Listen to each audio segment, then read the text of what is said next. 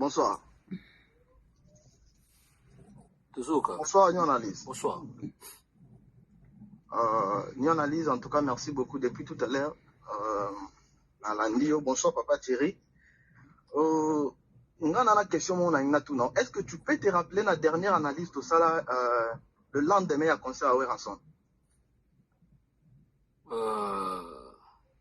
le monde m'a embêté la hache. Donc, c'est son pied, s'il te plaît. Voilà. Naozonga. Omoni. Hello, Oyona Nifoeba. La majorité de bateaux nyonso ba kana panel au Bagoloa, baza ba abonné na page à Ferregola.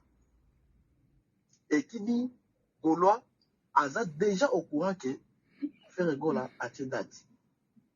Ils ont nécessité de que non tabac, il faut ailleurs les sous-sois tabac dans Wabani.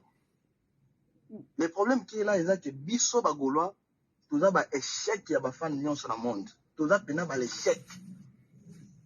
Parce que artiste Asali Oyo Kosala. A-t-il biso date? Comment pouvez-vous imaginer que jusqu'à présent, salle Mongo est dans à 20 300, tous arrivé même pas aussi à 5 catégories. Ça n'a rien à voir. Artiste, et dans le côté de la communauté, on la publicité pour les artistes. Que ce soit pour Fali ou pour Ferré. Parce que à partir du moment où Ferré a déjà la page naïe, Gaulois Nyon soit déjà averti que t'as tes alliés. Gaulois Nyon soit averti que t'as tes alliés. Encore maintenant, on supplée biso poto sur ma billet. New analyse. On a toujours mal compris la page naïo. J'étais toujours dit.